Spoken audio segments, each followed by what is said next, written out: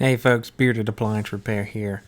We got a Samsung dryer, and customer complaint is it's getting the clothes too hot. Like it's, getting way too hot. 9 times out of 10, the problem's lying in the element. A lot of times it gets short to ground, so whenever this thing's running, that element never shuts off. But to get into it, showing you the clips here. You got to get a putty knife in between them, and it can be kind of tricky. But you pop those, the top comes off, and then there's 3 screws on the front. I went ahead and looked at it, found out what was going on, and then I was like, okay, I might as well just pop out a video here for you guys. But here is a terrible angle. But there's 3 more screws on the top of this, one on the left, one on the middle, and then one on the right. You get those 3 out, and then along with the ones in the front, there's a screw by the light switch or the door switch, and then there's 2 screws at the bottom near the lint screen. So you get those 3, and then the 3 on top, and then there's 2 clips holding it in. You push those down, you disconnect the wire harness that goes to that switch, and then that's pretty much it. That's what's holding it on. You'll pull it towards you and then lift it up. I apologize for that angle, so y'all can yell at me all you want. Sorry about that. But what we're here to look at is the element. If you can see in the back, that coil has dipped down and it's laying on the housing. So whenever this thing's running, as soon as that motor comes on, there's power at that element automatically. There's a centrifugal switch in that motor that sends power directly to that element whenever this thing's running. Even if it's on air fluff, there's always power on it. What makes the elements work is power coming in from the other side. And then all you really need for these things to work is a ground. So when that power's coming in off that motor to that element, and it hits ground, it's going to heat up. That's just how circuits work. But anyways, we are getting into this a little bit deeper, and yeah, we're going to show you what to look for and how to replace this element.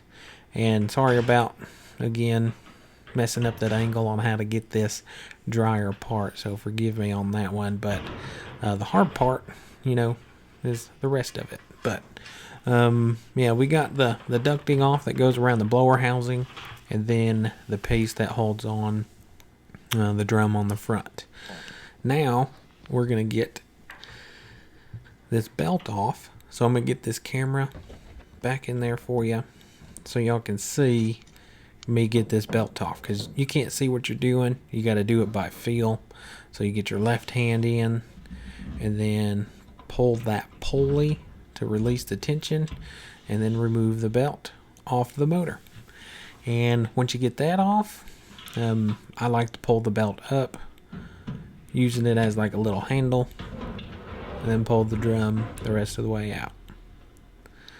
Hardest part's actually getting that belt back on, so y'all may need to watch the video whenever you're putting it back together, just to make sure you can get that belt on. A lot of people, if they've never done it before, gives them some trouble. But once that drum's out of the way, we can get in here and check everything. Whenever you're checking the element, it is a good idea to take off the wire connections, just to make sure there's nothing else that could be causing a misreading. You just want to test the element by itself. But yeah, if you have trouble, you can get a screwdriver and get them off. But I'm getting off all these. You can get a camera and take a picture of them if you're concerned about maybe getting them on the right way. But to get this whole element off, you gotta disconnect all this stuff anyways, and a lot of it just fits into place. But let's go ahead and test all this stuff. We are gonna start here with the element, and we got no continuity across it, but we do have continuity on one of the leads whenever we do it against the chassis there. See right there, that last check? That's the part of the element that's actually shorted to ground, because this element actually broke. And I'm here making sure everything else here is good, which it was. So it's just the element that we need to swap out. What was I going to do here? I mean, we're going to get this off, and I'm going to show you what a shorted element actually looks like. There's just 2 screws holding on this element. That one I just took off the front, and then this one here. We're going to take a look at this backside, and you can see that coil is just drooping down onto the housing, and whenever that happens, the heat doesn't shut off. If that motor's running, that heat's on all the time, and then before you know it, it builds up. Because how these dryers actually work is they turn on the element, and then partially through it, they turn it off. And then back on, back off, back on, back off. Once it hits that certain temperature, I mean, it's not supposed to heat anymore. So if this thing's on all the time, it's going to run that electricity bill up real high, and it's going to probably shrink some clothes and all that stuff. So yeah, if you got an issue where it's doing this, likely it is your element, and that is how you test it. That's what a shorted element looks like. And this here is the element itself. I have taken off the thermostats, because usually this element comes with both the thermostats on them. I've needed the thermostats, and this is what I have on my truck, and I finally needed this element. So what I'm going to do, well, first here, this is what a good element looks like, and that's what it looks like when it's not shorted to ground. You want an open line when it comes to the terminal on the element to the housing. You don't want any continuity there. But okay, gonna start by getting out these screws here. I will have this part linked in the description below too for you. So if y'all want this one, you can get the whole thing that comes with the thermostats here, so you won't have to do that. Or you can get the element by itself, or you can get the fuses by itself. So if y'all need any of these parts, I will have them linked in the description below. So if y'all do, go ahead and pick them up. I do get a little commission off of them, so if y'all do order it through the Amazon links, it does help out the channel, and it's just, well, I appreciate it if y'all do. But if you don't, that's fine. If you can get one local, I'm for that too, because a lot of people, they want their stuff fixed as soon as they can. So you can pick these parts up locally if you need to. But anyways, we got those swapped over. So this is the element we're going to put back in. Nothing to it. You just line up the holes for the screws. Get those screws back in.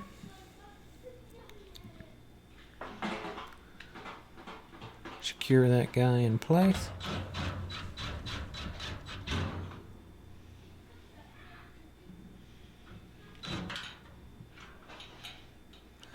Then after we get that all situated and everything, I am going to show you, if you get the element by itself, you will have to open up the housing that goes around it.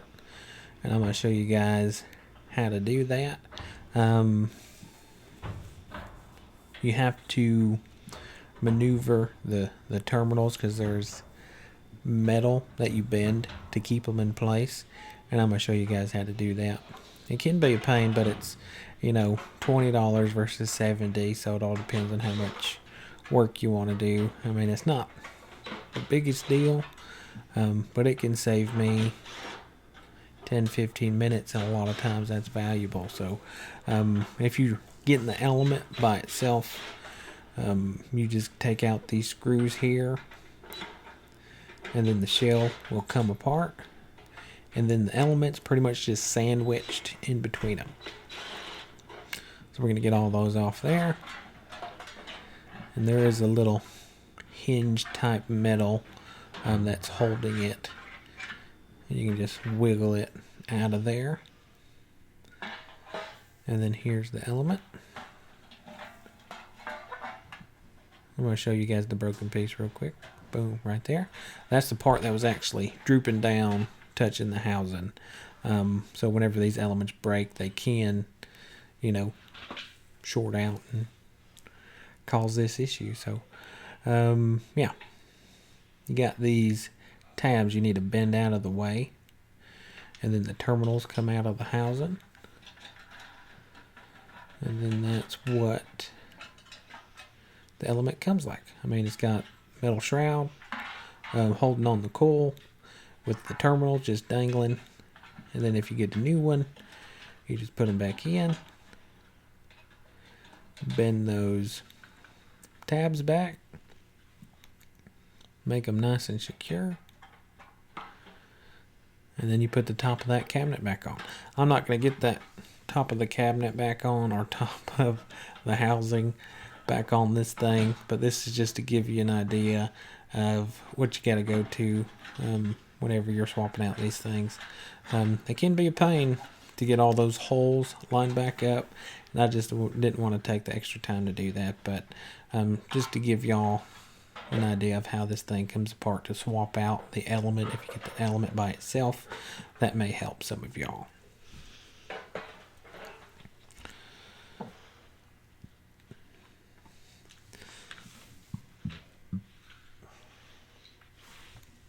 All right, now, whenever you're working on these things, you can't really see everything. So here's another view of the drum that's going to be going back in. And putting on the belt, like I was saying before, putting it back on for your first time can be a bit tricky. So, here comes the drum.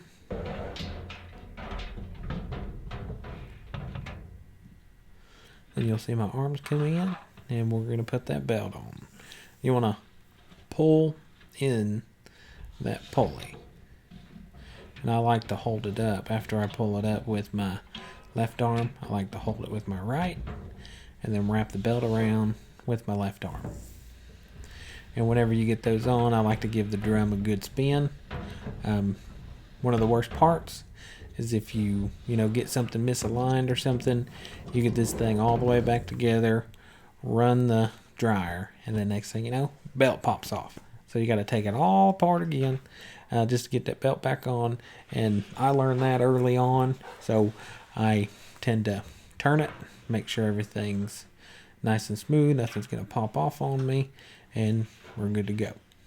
So it's a good time to actually clean out some lint on the inside of this thing. I noticed how bad this blower housing was, and if your dryer is making some rumbling noises, a lot of times it's the lint that's built up on this housing here.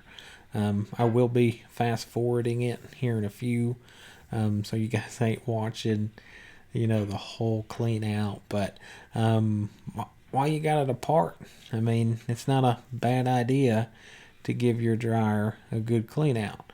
Some of these things got a bunch of lint built up in it, so this one is a little bit more of a clean one when it comes to the cavity area around the element and the motor. I've seen way worse, but whenever I see this blower wheel looking like this, I like to get as much lint out of it as I can. Vacuums help. A lot of times you'll have to get a little wire brush to get everything or most of everything. You just don't want all that buildup in there. Makes your dryer not run as efficient as it should, which in turn uses more electricity, longer dry times, and you just want these things to run as efficiently as they can. Save you some money and some time. So, yeah. I'm going to go ahead and fast forward this for you.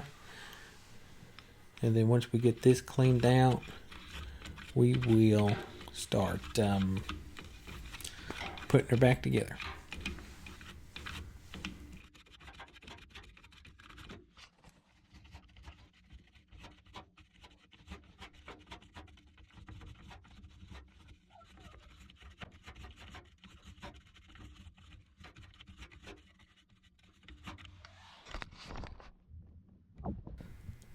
there we are. Blower housing is clean. I mean, it's not perfect, but it is a heck of a lot better than what it was. Cleaner your machine, better it'll run. I mean, don't want to have any fire hazards or anything, but yeah. Only 2 screws in this thing, so there's a little tab that holds that down in on the bottom. So we're going to put that guy back in first. Find the 2 screws. And yeah. Oh, we are going to clean out the ducting where the lint screen is, or lint screen's supposed to be, housed in. We're going to clean that guy out next. Because it's pretty bad looking too. Wire brushes do help out. Oh, yeah, we're going to put this guy on first, actually. But yeah, give your dryer a good clean out whenever you got it taken apart. I like to do this for folks nowadays. I've gotten a lot of comments on some of my videos about how I don't do it, and might as well do it, especially if it's bad. If it's bad like that, knock it out. It doesn't take much to clean a lot of this stuff up. So again, the cleaner it is, the safer everything will be, the longer your machine will last too. So yeah, got that guy on, and got to get all this lint out here. Let me fast forward this for you guys too, and just so we can get back to putting this thing back together so you guys can get your thing finished up.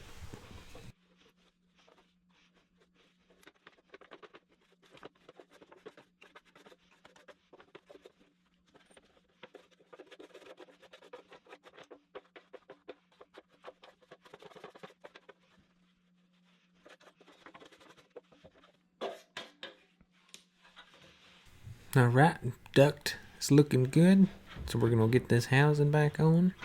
3 screws for this. You guys will probably remember whenever we took it off. You want to make sure that ducting does line up good around the blower housing too. You don't want more lint getting in near the element or anything, so make sure that lines up properly. Find the screws, get those back in. Then we're going to put on the front. I will say, whenever you get all these screws in and start putting on the front panel, you want to make sure whatever you have disconnected is reconnected. There's a harness on the right hand side of this housing here. You want to make sure that's connected. If you don't reconnect it, when you're running the automatic cycles, your dryer will turn off prematurely. It'll think that the clothes are dry because the sensors aren't hooked up. So make sure you hook up those sensors, and then whenever you get the front panel back on, you want to hook up the door switch. If you don't hook up the door switch, the dryer's not going to run. And I remember when I first started working on these, I forgot to hook these things up all the time, and that's just recall.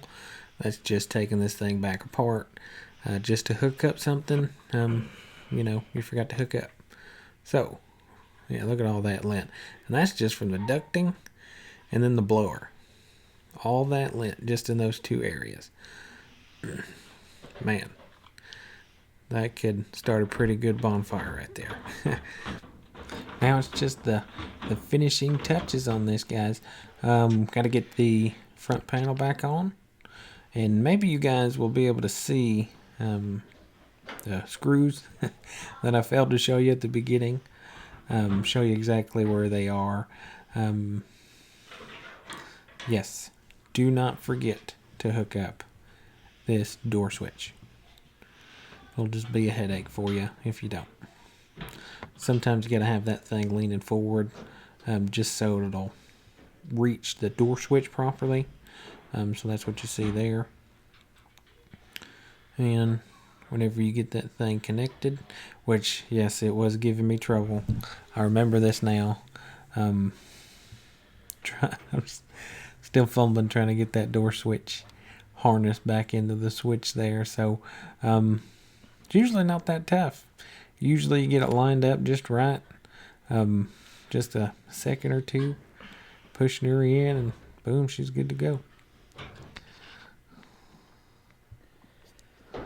Yeah, my long hair. But yeah, door switch, good to go. So we're gonna push this thing back into place. There's those tabs I was talking about, and then those 3 screws on top, one in the middle, and there's one on the right and the left.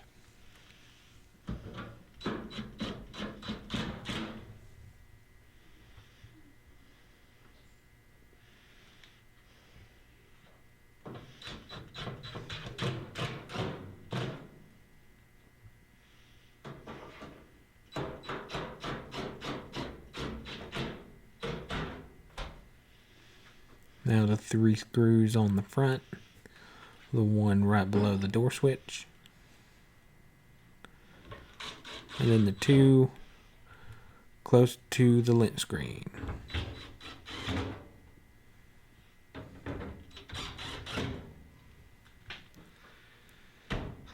After that, push her down until she pops. Plug her back in, give her a test. After you guys have the shorted elements, you do want to run like an air fluff, which is no heat. And I don't know if I do that here or not. I think I just checked to make sure that it is heating properly. But if you run that air fluff, it's not supposed to heat at all. So that's pretty much it, guys. I hope this video helps. If it has, give me a like, subscribe, and I appreciate y'all watching.